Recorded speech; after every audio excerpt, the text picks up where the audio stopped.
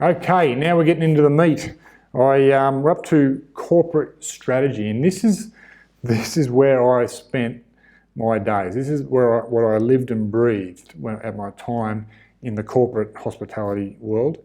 The businesses, the government departments, the organisations that you're dealing with that have travel and accommodation needs in your town, and how you can meet their needs and fulfil their needs and keep them coming back time and time again. So I've broken this into the corporate strategy into 3 sections, and some of these sections will appeal to you guys, but I don't think nobody will be appealed to all 3 markets, because it'll really depend on the size of your property and the location of where you are. But I've broken it down into small business, medium corporates, and large corporates. All right, so have a think about where you might sit there.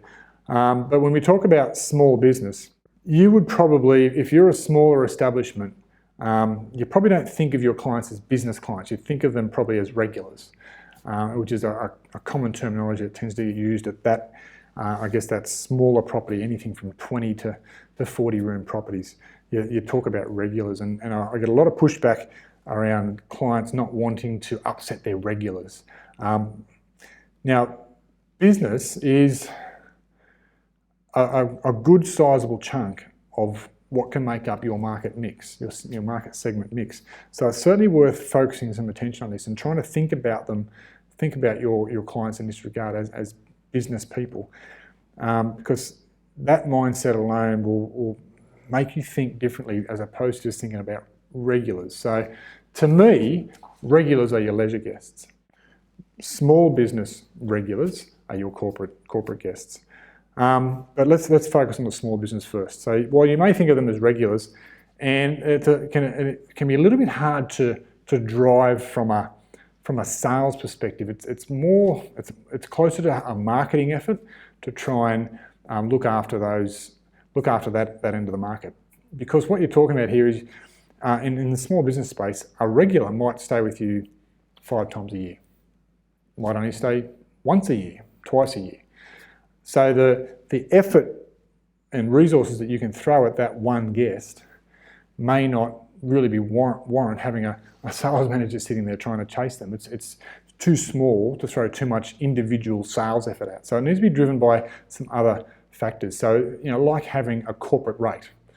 So yes, you've got your standard rate, but there's a corporate rate that, you've got a business card, great, you're in business, you can access our corporate rate. Here's a code that you can use on our website to book any time. We'll just quote it over the phone, and we'll honour that rate. It's let's say a 10% discount off our best available rate. So it's really encouraging them to breed that loyalty and come back to you, but come back to you direct. It's only bookable direct, and that's again another way you can sort of get around those rate parity issues.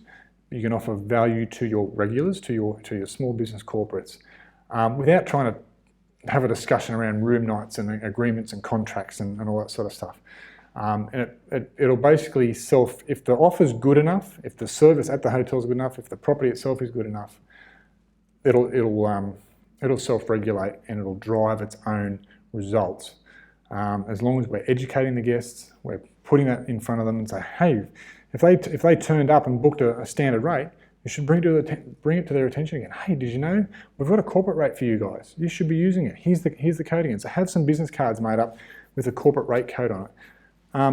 At the end of the day, you probably don't really care if a leisure guest gets hold of it and uses it because they're booking at your hotel, but it makes them feel special. So I'd really encourage you to, with the small end of the market, there's a number of things you can do, but I think the easiest and most practical thing that you can do is create a corporate rate code, hand out the cards, and it'll continually remind them of it, and it'd be really good to monitor and track that how it's performing.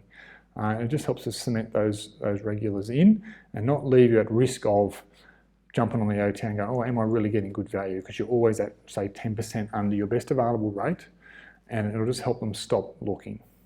So yeah, that's a really good tip there. So moving into I guess what you'd call the medium corporates, a lot more rather than just a sole operator or a business with 2 or 3 staff. We're talking more now team, a company that's got, multiple staff, and of the staff, say there was 20 staff, but there's 2 or 3 of them that are, say, sales reps, and they're travelling regularly, and particularly into your town. So how I guess the tips I can give you here is start to think about them in a couple of ways. Are you getting whole of wallet spend, and are you getting whole of business spend? So let's look at the environment where you've had somebody stay with you a few times, and you've given them the coupon card, the corporate rate code, and they've started to use that. You want to build a relationship. You want to start opening up conversations, saying, how often do you actually come to town? So it's just relationship-based, hospitality 101. You need to be able to have these conversations. How often do you come to town? Are you happy with where you're staying? All that sort of stuff. And you're trying to understand whole of wallet is, am I getting 100% of the times that they come to town? Or are they mixing up a bit? And if they say, well, yeah, sometimes I stay here, sometimes I stay up the road, we need to ask why. If it's, of course, you're booked out, maybe there's something we can do about that. Maybe we can offer them an override, or book, encourage them to book earlier and get their future dates. But without having that conversation, you're not aware of what's stopping them from staying there. So you're trying to get whole of wallet of that individual guest. So that's whole of wallet, 100% of each guest. Whole of business is, righto, Joe Blogs, is there anybody else in your company that comes to town that we could talk to?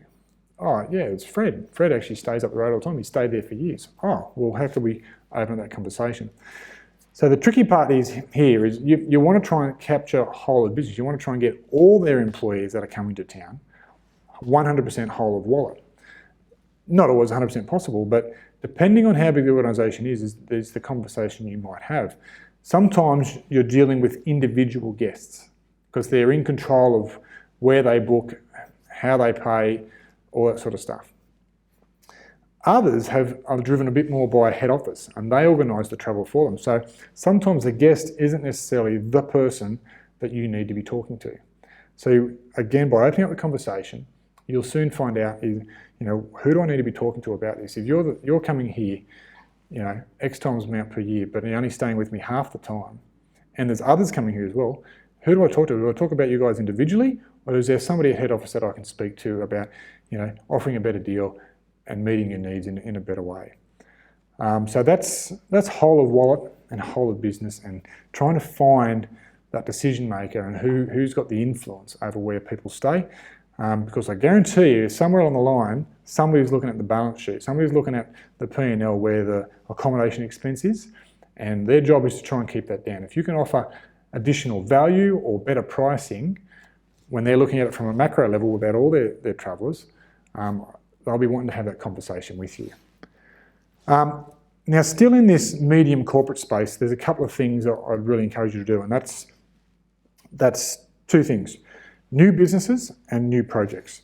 So when I say new businesses, what I mean is new to you.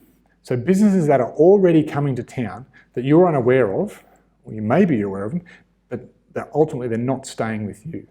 So where do we start to try and get them to stay with you? We've got to find who to talk to. So if you see vehicles in town with sign writing on them, you're seeing them staying at other properties, and you go, they never stay with me, ring head office. Ring head office, see who you speak to, see what their travel policy is, see who's making the decisions. And there's a number of things you can do from there, depending on the answer that you get.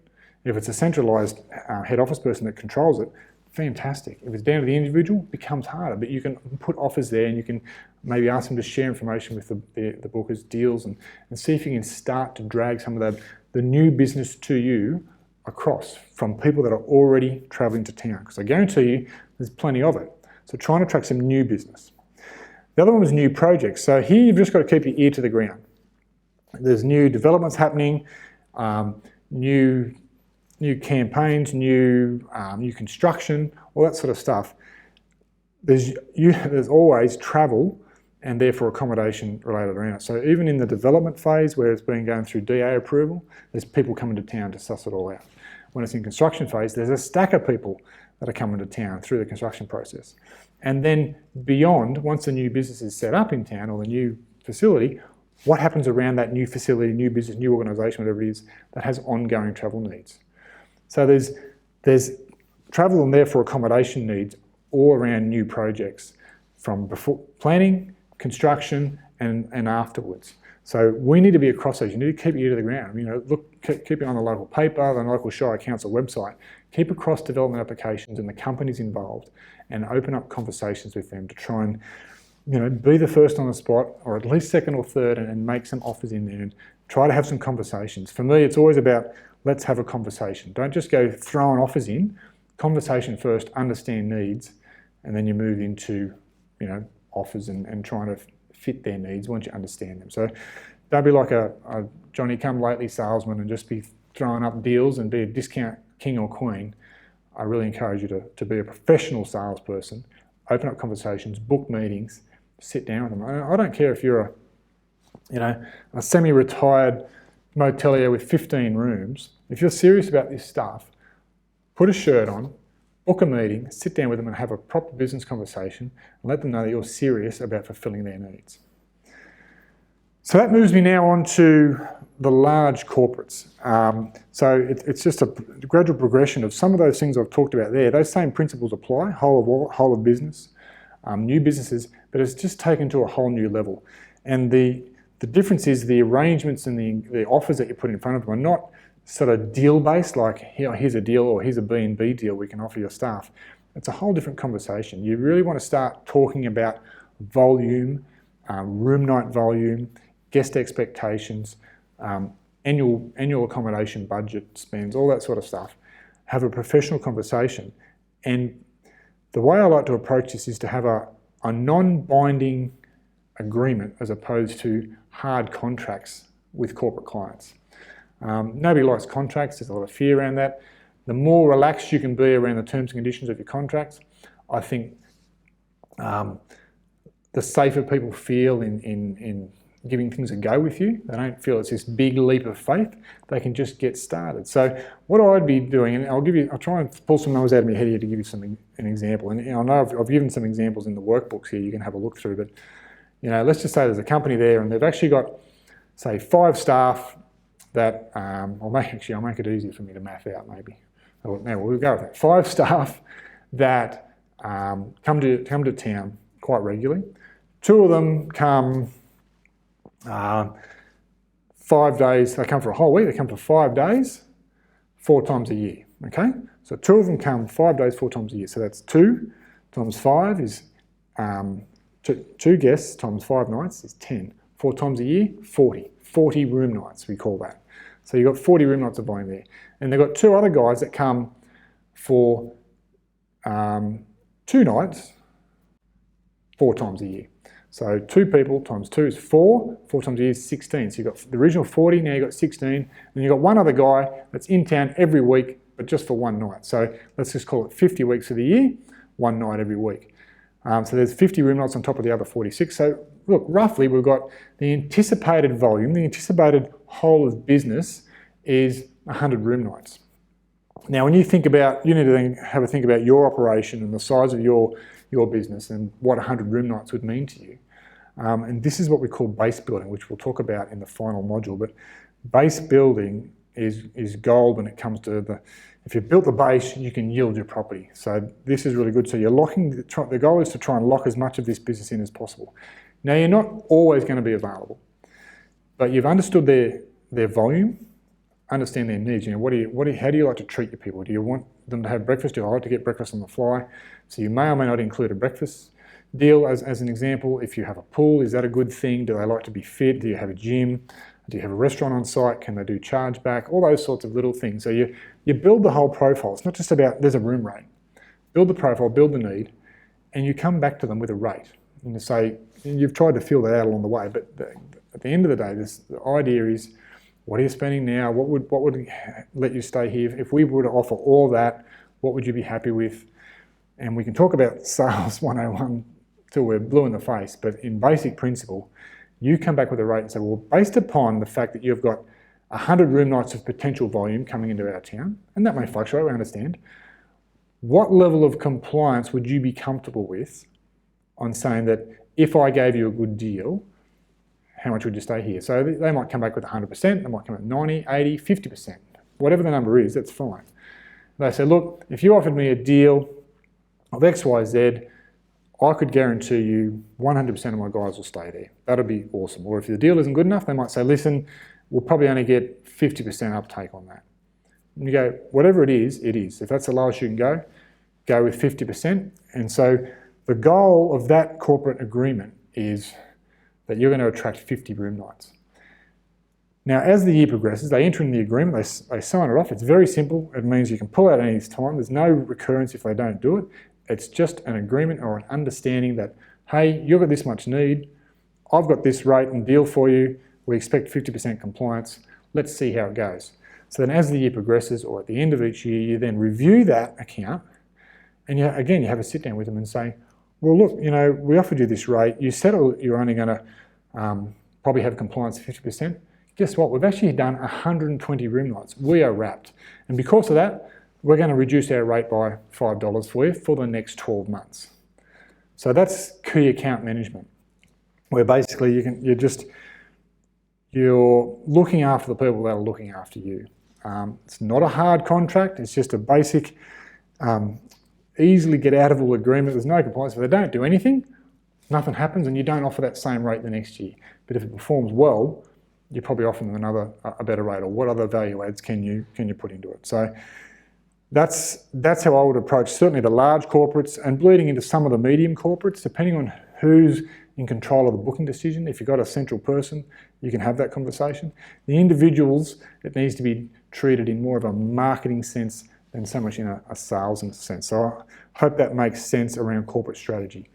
Small business, medium corporates, large corporates, moving from marketing and offers and deals through to corporate agreements, easy, non-binding agreements, but conversations around volume and needs and meeting the needs of the corporate customer, less about the needs of the guest. Certainly we cover off on that, but that's the difference between the two. So I really hope that helps you with corporate strategy.